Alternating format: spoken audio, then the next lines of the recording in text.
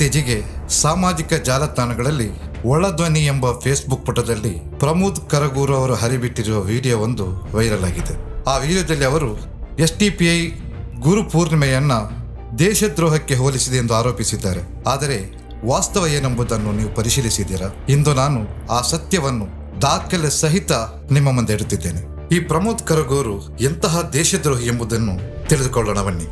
ಈಗ ಸಮಾಜದಲ್ಲಿ ಶಾಂತಿ ಕದಡುತ್ತಾ ಸತ್ಯವನ್ನು ಮರೆಮಾಚಿ ಸುಳ್ಳು ನಿರೂಪಣೆಗಳನ್ನು ಸೃಷ್ಟಿಸುತ್ತಿರುವ ಈ ಪ್ರಮೋದ್ ಕರಗೂರು ಎಂತಹ ವ್ಯಕ್ತಿ ಎಂಬುದನ್ನು ನಾವು ಆಳವಾಗಿ ವಿಶ್ಲೇಷಿಸಬೇಕಾಗಿದೆ. ಇವರ ಈ ದೇಶಭಕ್ತಿಯ ಮುಖವಾಡದ ಹಿಂದೆ ಅಡಗಿರುವ ಕರಾಳ ಸತ್ಯಗಳು ಬೆಚ್ಚಿ ಬೀಳಿಸುವಂತಿದೆ. ಮೊದಲನೇದಾಗಿ, ದೇಶದ ಸ್ವಾತಂತ್ರ್ಯಕ್ಕಾಗಿ ಪ್ರಾಣವನ್ನೇ ಅರ್ಪಿಸಿದ ಈ ದೇಶದ ಆತ್ಮವಿದ್ದಂತಹ ರಾಷ್ಟ್ರಪಿತ ಮಹಾತ್ಮ ಗಾಂಧೀಜಿಯವರನ್ನು ಹತ್ಯೆಗೈದ ನಾಥೂರಾಮ್ ಗೋಡ್ಸೆಯನ್ನು ಈತ ತನ್ನ ಆದರ್ಶ ಎಂದು ಭಾವಿಸುತ್ತಾನೆ. ಗೋಡ್ಸೆಯ ನಾನೇಕೆ ಗಾಂಧೀಜಿಯವರನ್ನು ವಧಿಸಿದೆ ಎಂಬ ಪುಸ್ತಕದ ಮುಖಪುಟವನ್ನು ತನ್ನ ಸಾಮಾಜಿಕ ಜಾಲತಾಣದಲ್ಲಿ ಹಂಚಿಕೊಂಡ ಈತ, ಈ ಕೆಲಸ ಮೊದಲೇ ಆಗಿದ್ದರೆ ಭಾರತದಲ್ಲಿ ಯಾರೂ ಸ್ಫೋಟವನ್ನ ಮಾಡುತ್ತಿರಲಿಲ್ಲ ಎಂದು ಅಸಹ್ಯಕರವಾಗಿ ಬರೆದುಕೊಂಡಿದ್ದರು. ದೇಶದ ಸ್ವಾತಂತ್ರ್ಯ ಸಂಗ್ರಾಮದ ನಾಯಕರನ್ನು ದೇಶದ್ರೋಹಿಯಂತೆ ಬಿಂಬಿಸುವ ಇವನ ಮನಸ್ಥಿತಿ ಎಷ್ಟರ ಮಟ್ಟಿಗೆ ಕಲುಷಿತವಾಗಿದೆ ಎಂಬುದಕ್ಕೆ ಇದಕ್ಕಿಂತ ದೊಡ್ಡ ಸಾಕ್ಷಿ ಬೇಕೇ?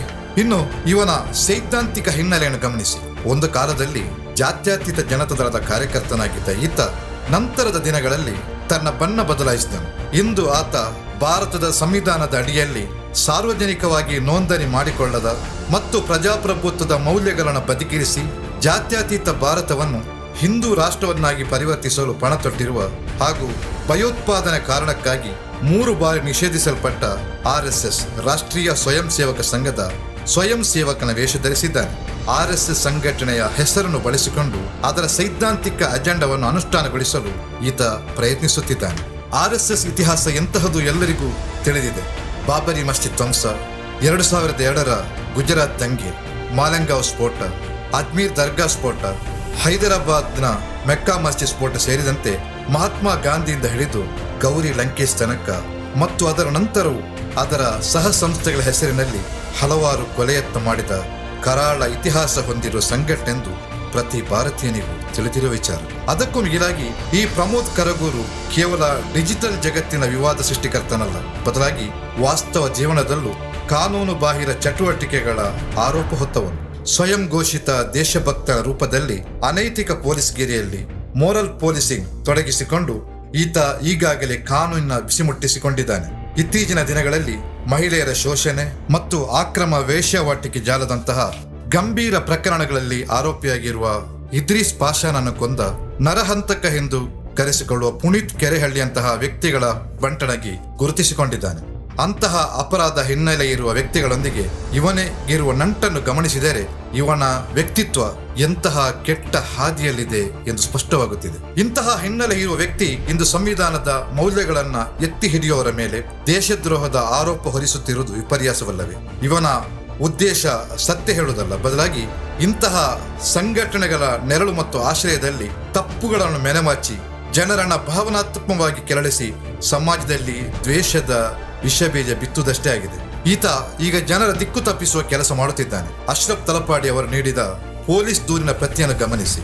ಅವರು ದೂರು ನೀಡಿರುವುದು ಗುರು ಪೂರ್ಣಿಮೆಯ ಕಾರ್ಯಕ್ರಮದ ವಿರುದ್ಧ ಅಲ್ಲ, ಬದಲಾಗಿ ಬಂಟ್ವಾಳದಲ್ಲಿ ಹಿಂದೂ ರಾಷ್ಟ್ರ ನಿರ್ಮಾಣ ಎಂಬ ಹೆಸರಿನಲ್ಲಿ ಆಯೋಜಿಸಲಾದ ಕಾರ್ಯಕ್ರಮ ಮತ್ತು ಅದಕ್ಕಾಗಿ ಹಾಕಿದ ಫ್ಲೆಕ್ಸ್ ನಮ್ಮ ಸಂವಿಧಾನದ ಜಾತ್ಯತೀತ ಮೌಲ್ಯಗಳಿಗೆ ಧಕ್ಕೆ ತರುವಂತದ್ದಾಗಿದೆ ಎಂದು ದೂರಿನಲ್ಲಿ ಸ್ಪಷ್ಟವಾಗಿ ಉಲ್ಲೇಖಿಸಿದ್ದಾರೆ. ದೂರಿನಲ್ಲಿ ಸ್ಪಷ್ಟವಾಗಿ ಹೇಳಿರುವಂತೆ ಭಾರತದ ಸಾರ್ವಭೌಮತ್ವ, ಏಕತೆ ಮತ್ತು ಸಮಗ್ರತೆಗೆ ಧಕ್ಕೆ ತರುವ ಅಥವಾ ಪ್ರತ್ಯೇಕವಾದವನ್ನು ಪ್ರಚೋದಿಸುವ ಚಟುವಟಿಕೆಗಳ ವಿರುದ್ಧ ಕ್ರಮ ಕೈಗೊಳ್ಳಬೇಕೆಂದು ಹೇಳಲಾಗಿದೆ. ಆದರೆ ಇದನ್ನು ಮರೆಮಾಚಿ ಯಾವುದೋ ಒಂದು ಧಾರ್ಮಿಕ ಆಚರಣೆಯನ್ನು ದೇಶದ್ರೋಹಕ್ಕೆ ಹೋಲಿಸಲಾಗಿದೆ ಎಂಬ ಸುಳ್ಳು ನಿರೂಪಣೆಯನ್ನ ಸೃಷ್ಟಿಸಿ ಸಮಾಜದಲ್ಲಿ ಗೊಂದಲ ಸೃಷ್ಟಿಸಲು ಪ್ರಮೋದ್ ಕರಗೂರು ಪ್ರಯತ್ನಿಸುತ್ತಿದ್ದಾನೆ. ಇಂತಹ ವಿಡಿಯೋದಲ್ಲಿ ಹೇಳಿರುವ ವಿಷಯದ ತುಣುಕೊಂದನ್ನು ಕೇಳಿ ನೋಡಿ. ನಿಜವಾದ ದೇಶದ್ರೋಹ ಅಂದರೆ ಏನು ಅಂತ ಗೊತ್ತಿದೆಯಾ? ಈ ರೀತಿಯ ದೇಶದ್ರೋಹಿ ಕೃತ್ಯಗಳಲ್ಲಿ ತೊಡಗಿಸಿಕೊಂಡು ದೇಶದ ಕಾನೂನಿನಿಂದ ಶಿಕ್ಷೆಗೊಳಗಾದವರ ಇತಿಹಾಸ ತೆಗೆದು ನೋಡಿ. ಅಲ್ಲಿ ಭಾರತೀಯ ಸಂಸ್ಕೃತಿಯನ್ನು ಗೌರವಿಸುವ ಹಿಂದೂಗಳಿಲ್ಲ. ಬದಲಾಗಿ ಮತಾಂಧತೆಯ ಅಮಲಿನಲ್ಲಿ ದೇಶದ ವಿರುದ್ಧವೇ ಸಂಚು ರೂಪಿಸಿದ ದೇಶದ್ರೋಹಿ ಮುಸ್ಲಿಮರ ಹೆಸರುಗಳೇ ಮುಂಚೂಣಿಯಲ್ಲಿವೆ. ಕೇಳಿದ್ರ ಸಹೋದರರೇ? ಹಾಗಾದರೆ ನಾನೊಂದು ವರದಿಯನ್ನ ಇಡುತ್ತೇನೆ ನೋಡಿ. ಹನಿ ಟ್ರ್ಯಾಪ್ಗೆ ಒಳಗಾಗಿ ರಕ್ಷಣಾ ಮಾಹಿತಿ ಸೋರಿಕೆ ಮಾಡಿದ ಶಸ್ತ್ರಾಸ್ತ್ರ ಕಾರ್ಖಾನೆ ಉದ್ಯೋಗಿ ರವೀಂದ್ರ ಕುಮಾರ್, ಭಾರತೀಯ ಸೇನೆಯ ಮಾಹಿತಿ ಪಾಕಿಸ್ತಾನದ ISIಗೆ ಒದಗಿಸಿದ ಶೈಲೇಂದ್ರ ಸಿಂಗ್ ಚೌಹಾಣ್, ಪಾಕಿಸ್ತಾನದ ಪರ ಬೇಹುಗಾರಿಕೆ ನಡೆಸಿದ ಕಾರಣಕ್ಕಾಗಿ ಭದ್ರತಾ ಪಡೆಗಳು ಬಂಧಿಸಿದ ರಾಜಸ್ಥಾನದ ಜೈಸಲ್ಮೇರ್ ಚಂದನ್ ಗ್ರಾಮದ ನಿವಾಸಿ ಮಹೇಂದ್ರ ಸಿಂಗ್, INS ಕದಂಬ ನೌಕಾನೆಲೆ ಮತ್ತು ಕೇರಳದ ಕೊಚ್ಚಿ ನೌಕಾನೆಲೆಯ ಸೂಕ್ಷ್ಮ ಮಾಹಿತಿಯನ್ನು ಪಾಕಿಸ್ತಾನದ ಮೂಲದ ಬೇಹುಗಾರರಿಗೆ ಹಂಚಿಕೊಂಡು ಪೊಲೀಸರು ಬಂಧಿಸಲ್ಪಟ್ಟ ಉತ್ತರ ಕನ್ನಡ ಜಿಲ್ಲೆಯ ವೇತನ್ ಲಕ್ಷ್ಮಣ್ ತಾಂಡೇಲ, ಅಕ್ಷಯ್ ರವಿನಾಯಕ್, ಕೇರಳದ ಕೊಚ್ಚಿ ಅಭಿಲಾಷ್, ಪಾಕಿಸ್ತಾನದ ಹ್ಯಾಂಡ್ಲರ್ಗಳಿಗಾಗಿ ಬೇಹುಗಾರಿಕೆ ನಡೆಸುತ್ತಿದ್ದಂತಹ ಆರೋಪದ ಮೇಲೆ ಸುಮಿತ್ ಕುಮಾರ್ ಸಿಂಗ್ ಪಠಾಣ್, ಕೋಟ್ ನಿವಾಸಿ ಬಲ್ಜಿತ್ ಸಿಂಗ್, ಬಿಹಾರ ಮೂಲದ ಮೇಜರ್ ಅಜಯ್ ಕುಮಾರ್ ಸಿಂಗ್, ಉತ್ತರ ಪ್ರದೇಶದ ಮಹಿಳೆ ರಶ್ಮನಿ ಪಾಲ್, ರಾಜಸ್ಥಾನದ ಜಮ್ಜನ್ ಜಿಲ್ಲೆಯ ಗ್ಯಾಸ್ ಏಜೆನ್ಸಿ ಮಾಲೀಕ ಸಂದೀಪ್ ಕುಮಾರ್ ಸಿಂಗ್, ಕೇರಳದ ನೆಡುಬಂಗಾಡ್ ಪೊಲೀಸ್ ಠಾಣೆಯ ಮೇಲೆ ಪೆಟ್ರೋಲ್ ಬಾಂಬ್ ಎಸೆದ RSS ಕಾರ್ಯಕರ್ತ ಪ್ರವೀಣ್ ಇವರೆಲ್ಲ ಮುಸ್ಲಿಮರೇ. ಸಂಘಿ ಭಕ್ತನಿಗೆ ಇಂತಹ ಮಾಹಿತಿ ಸಿಕ್ಕಿರ್ಲಿಕ್ಕಿಲ್ಲ. ಜಾತಿ ವಿಷಬೀಜ ಬಿತ್ತುವ ನಿಮ್ಮಂತವರ ಕುರುಡು ಕಣ್ಣಿಗೆ ಇದೆಲ್ಲವೂ ಕಾಣುವುದೂ ಇಲ್ಲ.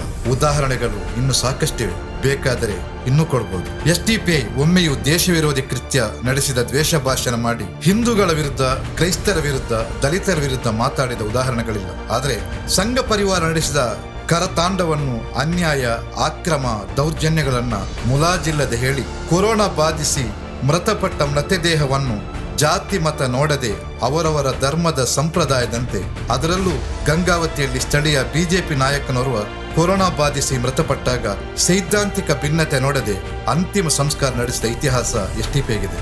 ಅದೇ ರೀತಿ ಸುಮಾರು 6 ವರ್ಷಗಳ ಹಿಂದೆ ಭಟ್ಕಳದಲ್ಲಿ RSS ಕಾರ್ಯಕರ್ತನೋರ್ವ ಅಪಘಾತದಲ್ಲಿ ಗಾಯಗೊಂಡಾಗ ಸ್ಥಳೀಯ SDPI ಕಾರ್ಯಕರ್ತರು ಆಸ್ಪತ್ರೆಗೆ ಸೇರಿಸಿ ಮಾನವೀಯತೆ ಮೆರೆದಿದ್ದಾರೆ.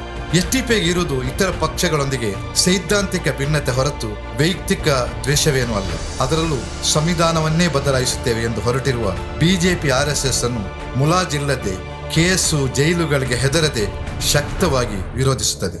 ಇನ್ನು ಈ ಪ್ರಮೋದ್ ಕರಗೂರು ಸೈದ್ಧಾಂತಿಕ ಸಂಘ ಎಂದು ಕೊಚ್ಚಿಕೊಳ್ಳುತ್ತಿರುವ ಸಂಘ ಪರಿವಾರ ಮಾಡುತ್ತಿರುವುದಾದರೂ ಏನು ಎಂಬುದನ್ನು ತಿಳಿಯೋಣ. ಒಂದನೇದಾಗಿ ವಿಷಯಾಂತರದ ತಂತ್ರ. ಸಂಘ ಪರಿವಾರದ ಕಾರ್ಯತಂತ್ರದ ಮುಖ್ಯ ಭಾಗವೇ ವಿಷಯಾಂತರ.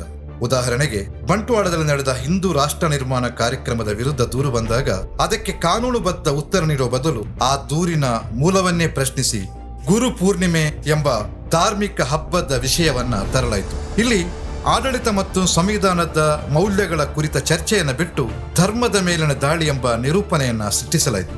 ಇದು ಜನರ ಭಾವನಾತ್ಮಕ ಪ್ರತಿಕ್ರಿಯೆಯನ್ನ ಕೆರಳಿಸಿ ಮೂಲ ಪ್ರಶ್ನೆಯಿಂದ ಗಮನವನ್ನ ಪಕ್ಕಕ್ಕೆ ಸೆಳೆಯುವ ಒಂದು ಹಳೆಯ ತಂತ್ರದ ಭಾಗವಾಗಿದೆ. ಎರಡನೇದಾಗಿ, ಸಂತ್ರಸ್ತರನ್ನೇ ಅಪರಾಧಿಗಳಾಗಿ ಚಿತ್ರಿಸುವುದು, ವಿಕ್ಟಿಮ್ ಬ್ಲೇಮಿಂಗ್. ಇನ್ನೊಂದು ಪ್ರಮುಖ ತಂತ್ರವೆಂದರೆ ಪ್ರಶ್ನೆ ಕೇಳುವವರನ್ನೇ ದೇಶ ವಿರೋಧಿಗಳು ಅಥವಾ ಸಮಾಜಘಾತುಕರು ಎಂದು ಲೇಬಲ್ ಹಚ್ಚುವುದು. ದೂರು ನೀಡಿದವರ ಮೇಲೆ ಇಲ್ಲ ಸಲ್ಲದ ಆರೋಪಗಳನ್ನು ಹೊರಿಸಿ ದೂರಿನ ವಿಷಯಕ್ಕಿಂತ ದೂರು ನೀಡಿದ ವ್ಯಕ್ತಿಯ ಧರ್ಮ ಅಥವಾ ಸಂಘಟನೆ ಹಾಗೂ ಪಕ್ಷವನ್ನ ಟಾರ್ಗೆಟ್ ಮಾಡಲಾಗುತ್ತಿದೆ.